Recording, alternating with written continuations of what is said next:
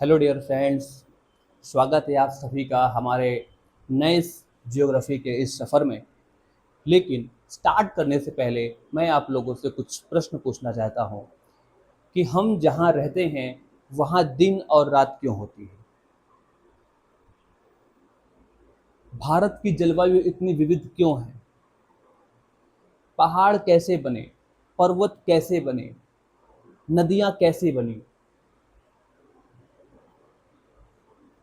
इन सब का आंसर हमें कहीं मिलता है तो वह क्या है बेटा? जियोग्राफी।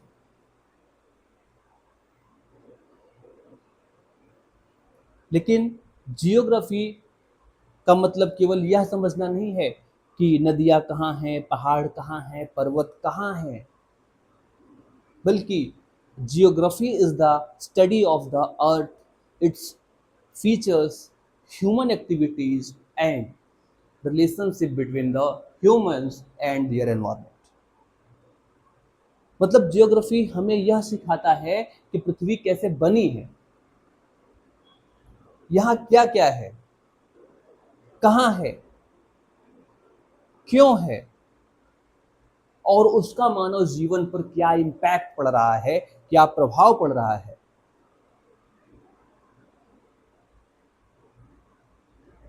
ज्योग्राफी हमें यह सिखाती है। इस प्रकार से हमें ज्योग्राफी को पढ़ना चाहिए। कहने का मतलब मैंने क्या बताया आपको कि जियोग्राफी अगर हम पढ़ने जा रहे हैं तो जियोग्राफी पढ़ने की अप्रोच हमारी क्या होनी चाहिए। नमस्कार, मैं हूं आदित्य और आप देख रहे हैं नारायणी गुरुकुल। तो यदि आप किसी भी एग्जामिनेशन की तैयारी कर रहे हो चाहे वो यूपीएससी, बीपीएससी, यूपीपीएससी या other state examination, PCS examination की तैयारी कर रहे हैं, तो आप इस सीरीज को फॉलो कर लें, क्योंकि हम ज्योग्राफी को बिल्कुल बेसिक टू एडवांस पढ़ने वाले हैं। एनसीईआरटी के सारे कॉन्सेप्ट, मैपिंग, डायग्राम से लेकर के एडवांस लेवल तक हम इसको समझने वाले हैं और एग्जाम ओरिएंटेड पढ़ाई करेंगे। किस प्रकार क्वेश्चन आपके एग्जाम में पूछे जाते हैं, किस प्रकार से उसको डील करना है, उसको हम समझेंगे। तो आज ये बेसिक क्लास है और इस क्लास में हम स्टार्ट करने जा रहे हैं प्यारे बच्चा कि ज्योग्राफी क्या है। आइए देखते हैं, समझते हैं ज्योग्राफी को। जैसा कि मैंने आपसे बताया कि किस प्रकार से ज्योग्राफी को पढ़ना चाहिए, उसके अनुसार कुछ चीज़ें मैं यहाँ पे आपको लिख के बताना चाहूँगा कि ज्योग्राफी बताता है क्या कि where is something, where is something, कोई चीज़ कहाँ है, कोई है, कोई चीज़ है कहाँ पे, फर्स्ट ऑफ ऑल। सेकेंड क्या, how is it there, how is it there, वो चीज़ वहीं पर क्यों है। फिर how is it work, sorry how does it work, how does it work, वह किस प्रकार कार्य करता है। And how does it affect human life, human life को किस प्रकार से प्रभावित करता है। ठीक है, इस विषय, इस अप्रोच से हम पढ़ाई करेंगे जियोग्राफी की। फॉर एग्जाम्पल, जैसे मैंने बताया आपको कोई किसी रिवर के बारे में कि वो रिवर पर्टिकुलर उसी प्लेस पर क्यों है, वो उसी रास्ते से क्यों बह रही है। जैसे गंगा रिवर है, ठीक है, तो गंगा रिवर पर्टिकुलर उसी रास्ते से कैसे बह रही है, कहाँ इसका ओरिजिन हुआ, वहीं पर क्यों ओरिजिन हुआ, फिर जिस रास्ते से बह रही है वहां पर किस प्रकार से ये वर्क करती है, यानी किस प्रकार से लेकर के आती है सेडिमेंट को, और उस सेडिमेंट से किस प्रकार वहां की सॉइल को फर्टाइल बनाती है। और जिस सॉइल फर्टाइल होगी तो उत्पादन क्या होगा, बढ़ जाएगा, प्रोडक्शन बढ़ेगा तो लोग को प्रॉफिट होगा, लोगों को प्रॉफिट अगर होगा तो लोग अच्छी चीज़ें मार्केट से परचेज कर पाएंगे, परचेज करेंगे तो डिमांड बढ़ेगी, डिमांड बढ़ेगी तो सप्लाई भी बढ़ेगी, सप्लाई बढ़ाने के लिए क्या करना पड़ेगा, प्रोडक्शन करना पड़ेगा, प्रोडक्शन होगा तो क्या मिलेगा, लोगों को ज़्यादा प्रोडक्शन करना है तो ज़्यादा एम्प्लॉयमेंट जनरेट होगा, ज़्यादा एम्प्लॉयमेंट जनरेट होगा तो बेरोजगारी कम होगी, बेरोजगारी कम होगी तो लोग ज़्यादा से ज़्यादा रोजगार प्राप्त करेंगे और फिर इनकम बढ़ेगी, लोगों की इनकम बढ़ेगी तो उसी प्रकार एक इकोनॉमी का साइकिल हमारा बन जाएगा। देखो जब प्रोडक्शन होगा तो एक चीज और होगी, क्या, जीडीपी इंप्रूव होगी, जीडीपी बढ़ेगी। तो कहने का मतलब क्या है कि एक रिवर किस प्रकार से ह्यूमन लाइफ को प्रभावित कर रही है, किसी देश की इकोनॉमी को किस प्रकार से प्रभावित कर रही है, इस प्रकार से हम क्या पढ़ेंगे बेटा, जियोग्राफी पढ़ेंगे। इज इट क्लियर और नॉट क्लियर ना? ओके। तो अब टाइम को वेस्ट ना करते हुए हम इस क्लास को आगे बढ़ाएंगे और समझेंगे कि जियोग्राफी है क्या, जियोग्राफी वर्ड सबसे पहले किसने दिया, और जियोग्राफी को किस जियोग्राफी के बारे में और सारी चीजें कि जियोग्राफी की डेफिनेशन क्या होती है, इन सब विषय के बारे में हम लोग पढ़ने वाले हैं। तो प्यारे बच्चा, लगभग 276 बीसी में, 276 बीसी टू 194 बीसी के बीच में एक व्यक्ति हुए, एक ग्रीक विद्वान हुए जिनका नाम है इरेटोस्थनीज। उन्होंने सबसे पहले ज्योग्राफी वर्ड दिया। किन्होंने दिया बेटा? इरेटोस्थनीज। मैं लिख देता हूं, थोड़ा सा लिखते चलेंगे तो ठीक रहेगा। इरेटोस्थनीज, इरेटोस्थनीज नामक ग्रीक विद्वान ने, जो कि 276 टू 194 बीसी तक थे, इन्होंने क्या किया? सर्वप्रथम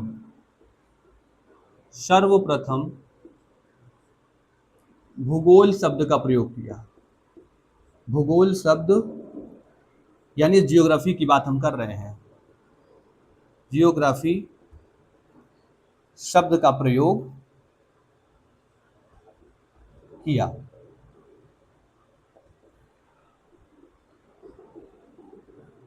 ज्योग्राफी शब्द का प्रयोग सर्वप्रथम इरेटोस्थनीज नामक ग्रीक विद्वान ने किया।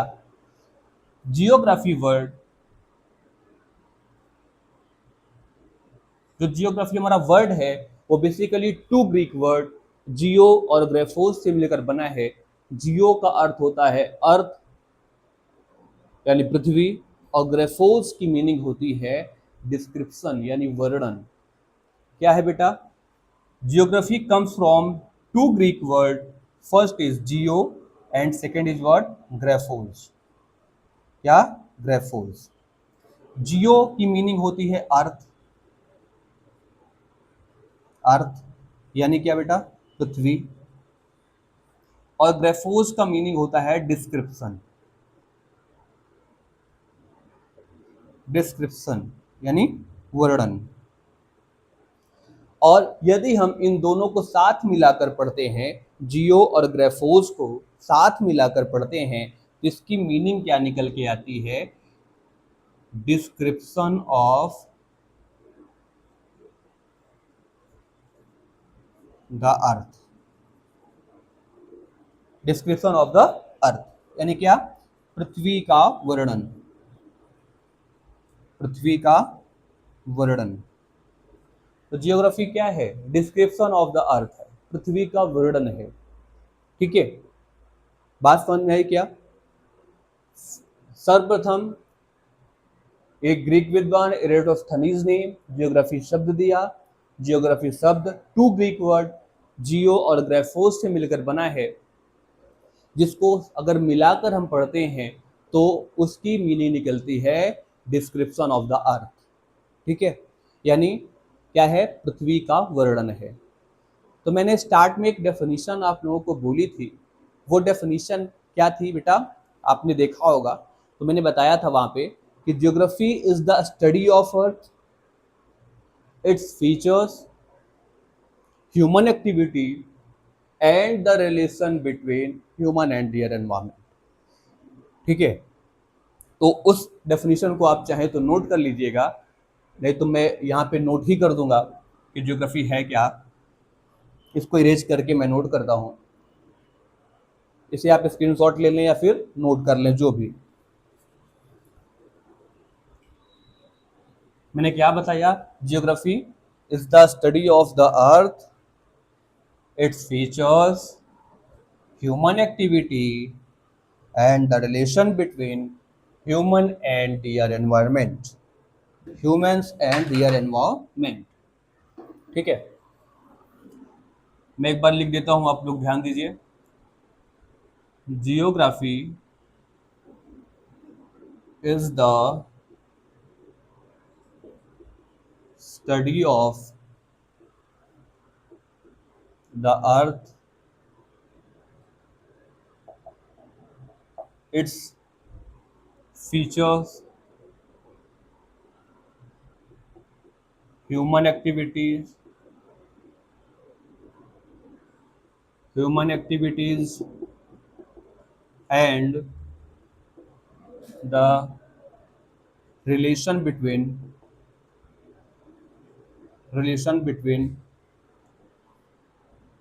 human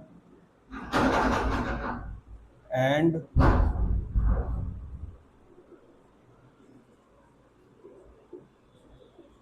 environment.